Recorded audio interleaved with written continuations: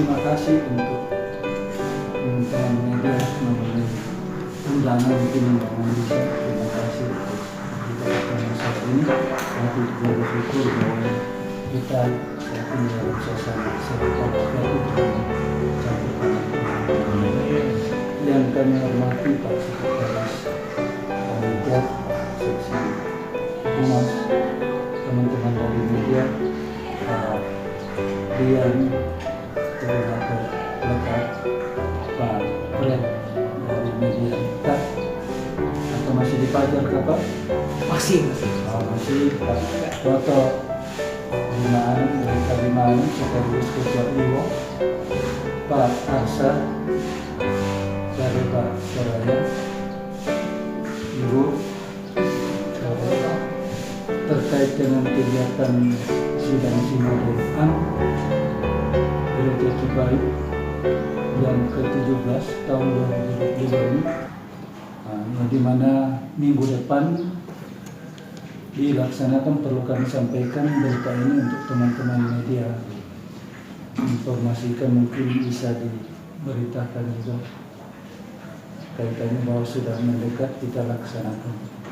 Jadi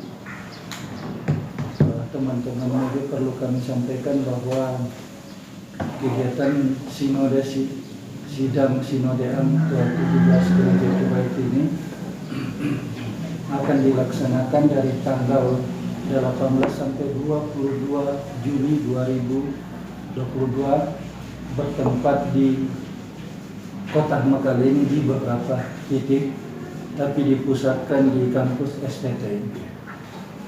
Hari Senin depan akan dilaksanakan pembukaan di Gedung Taman Malik, pembukaan di sana. Yang hadir nanti untuk tamu dari pusat dari Kementerian Agama itu mudah-mudahan tidak berubah jadwal dari Dirjen Direktur Urusan Agama. Direktur Urusan Agama. Oh, berarti setingkat ke-10 Pak. Ya, itu. Dan ada dari beberapa kelengkapan sidang sinode AM dari Biro dan Departemen Klasis Jemaat-Jemaat Gereja Cibayu seluruh Indonesia, termasuk Forkopimda 2 kabupaten ini, Tanah Toraja dan Toraja Utara. Mungkin itu yang pesertanya nanti. Kemudian tema dari kegiatan sidang sinode AM ini, temanya adalah berbuah bagi Allah, dengan subtema melalui pelaksanaan sidang sinode AM ke-17 Gereja Cibayu, kita tingkatkan semangat kemisionaran jemaat dalam mewujudkan amanat agung Yesus Kristus serta berkontribusi nyata dalam kehidupan berbangsa dan bernegara. Mungkin itu yang inti yang kita akan laksanakan dalam sidang sinode nanti. Adapun tujuan dalam pelaksanaan sidang sinode AM ini adalah terutama mendapatkan laporan pertanggungjawaban Badan Pekerja, BPMS, BPP, kemudian menetapkan dogma Gereja Cibayu sebagai panduan kehidupan bergereja sekaligus dalam berinteraksi dengan kehidupan sosial masyarakat. Yang berikut adalah merevisi bukan berarti total merevisi, yang saya sebutkan anggaran dasar dan anggaran rumah tangga Gereja Cibayu.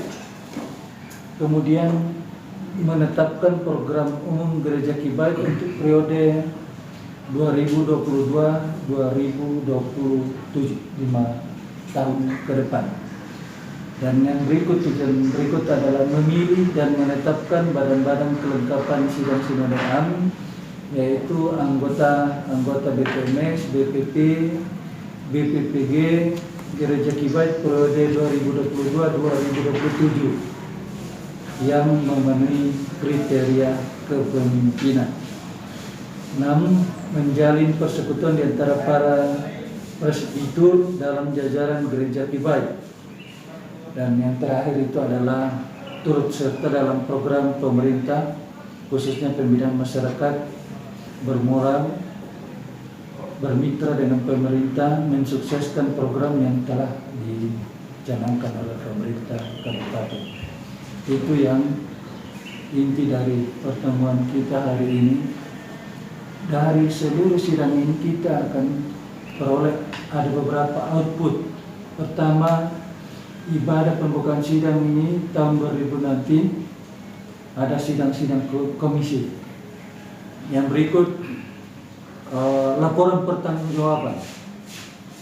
Laporan pertanggungjawaban badan pengurus, kemudian ada amandemen anggaran dasar dan anggaran rumah tangga terkait dengan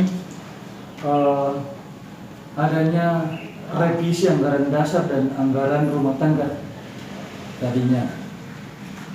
Kemudian menyusun garis-garis besar program umum Gereja Kibait untuk 5 tahun ke depan 2022-2027 dan pemilihan penetapan pengurus badan pengurus 2022-2027 badan pengurus sinode saya. Kemudian pelantikan badan-badan kelengkapan sidang sinode, kemudian ibadah penutup.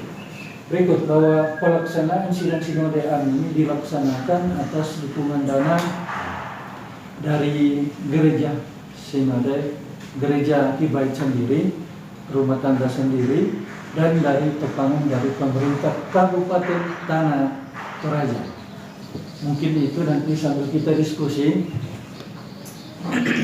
Kami persilakan, masih ada tambahan Pak Sekretaris, Pak Seksi. Sebelum teman-teman media mungkin masih ada yang perlu diperjelas nanti ini atau nanti kami di sini saling memberikan penjelasan untuk melengkapi.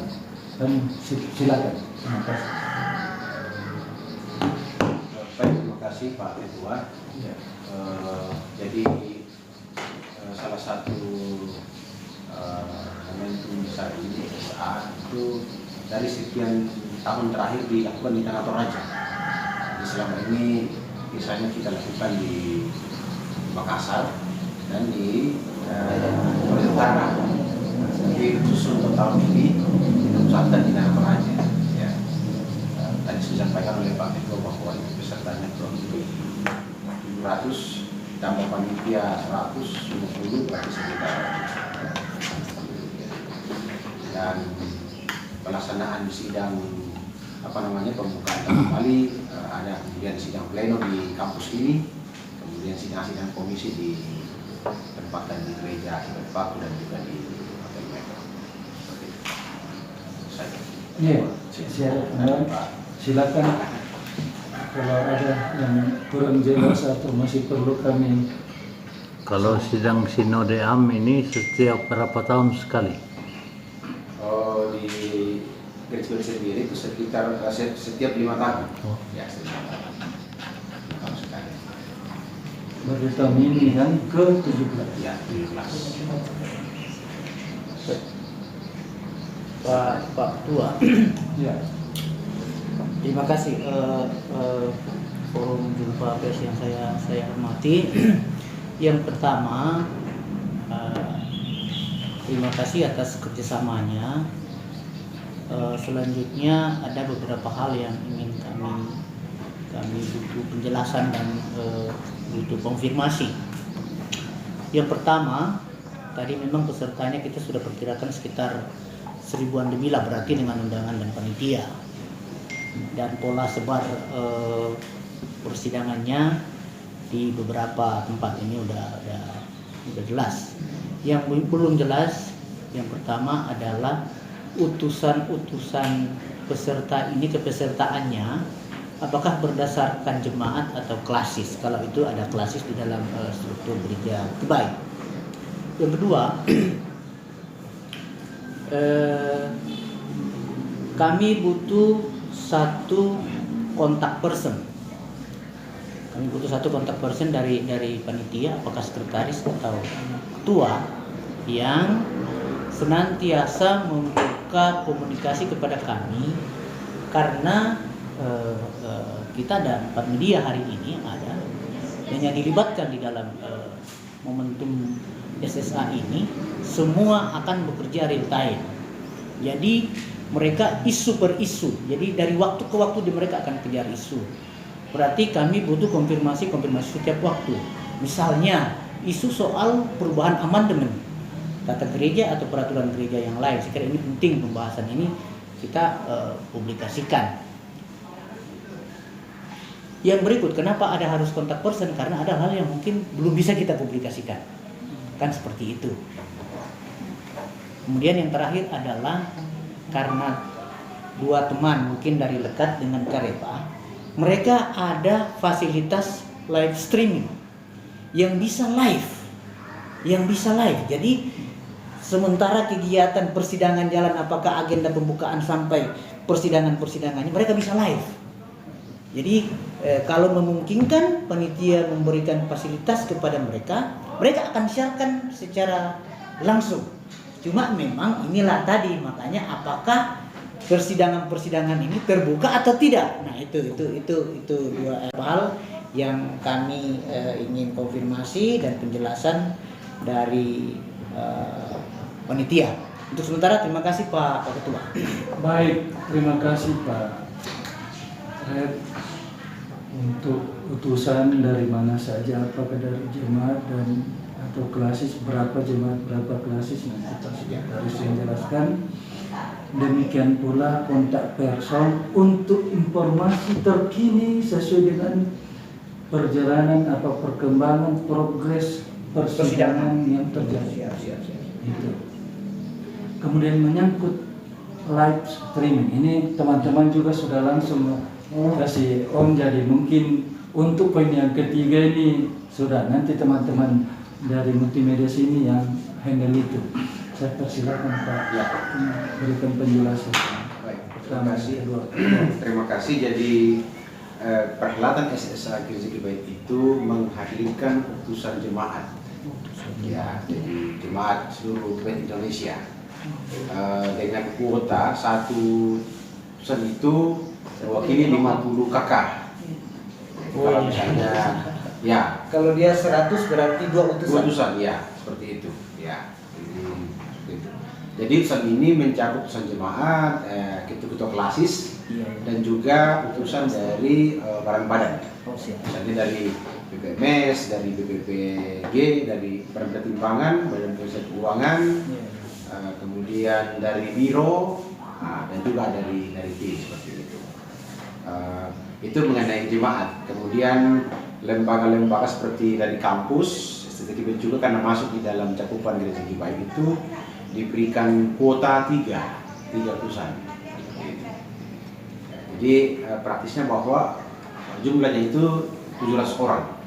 Ya, itu jumlah utusan diisi oleh mulai dari BPMS, Perangkat Agama SSA, klasis, dan jemaat lokal, dan ada juga namanya non klasis. Artinya jemaat-jemaat seperti di Manado, di Ambon itu non klasis. Mereka jemaat dan punya utusan ke persidangan SSA seperti itu. Ya. Kemudian yang kontak person. Oh ya, barangkali begini saya perlu sampaikan. Jadi itu sudah arahan dari steering committee, dalam hal ini adalah BPMS. Iya. Jadi saya jelaskan. Iya, maksudnya begini, Tabe. Ini kan teman-teman punya fasilitas media sekarang yang memang sudah sangat-sangat maju, sehingga mereka sudah menggunakan live streaming melalui Facebook ya Pak, Pak page. Sehingga kami tawarkan jangan sampai nanti mereka karena ini kan mereka terbuka. Nah, kalau ada pengaturan dari panitia berarti kita sudah ada pembatasan dan itu sangat kita hargai. Mana yang terbuka, mana yang tertutup. Kan itu yang ingin kami konfirmasikan sehingga kita di dalam peliputan ini kita bisa tahu jarak, kita tahu aturan-aturan yang akan kita sepakati bersama. Sekira itu yang kami inginkan.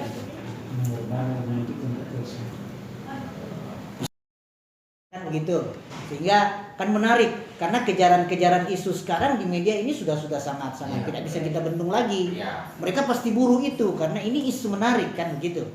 Karena saya juga tidak pastikan begitu rapat komisi itu akan terbuka. Itu Pasti dia. pribadi-pribadi itu pasti. Iya. Tapi kalau secara resmi kami dari panitia kan sebenarnya tidak ada. Iya. Ya saya takutnya pribadi-pribadi kan karena ya. Siap, saya kira.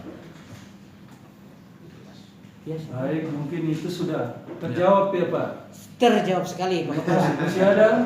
Cukup. Mungkin ada Cukup. tambahan satu sedikit saja. Ya. Tadi Pak Fred sudah tanya kontak person.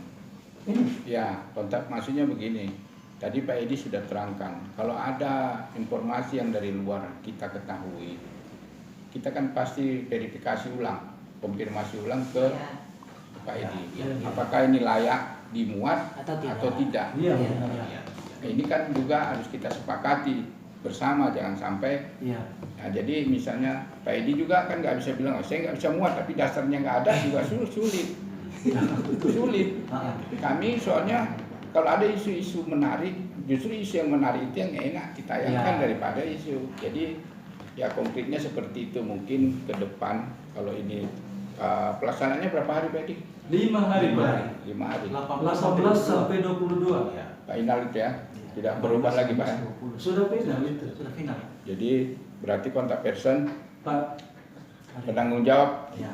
Jadi Pak Edi aja kontak persen ya. Bisa. Oke.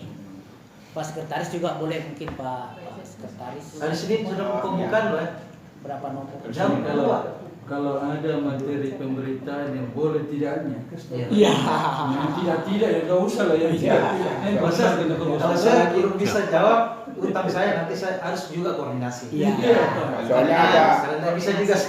banyak itu nanti kalau udah SA pasti ada isu-isu liar Ya. Wah, biasa. Seminar atau apakah ada kebaktian kebangunan apakah itu memungkinkan? Ya, jadi untuk ibadah pembukaan itu, dia agendanya adalah pembukaan dan sekaligus ibadah. Ibadah nanti itu yang akan dihadiri oleh Ketua Umum PGLI Indonesia. Jadi persekutuan gereja-gereja lembaga Injili Indonesia. Ya. PGI ya? Kalau di gereja menteri PGI, PGI. kalau di kita namanya PGLII.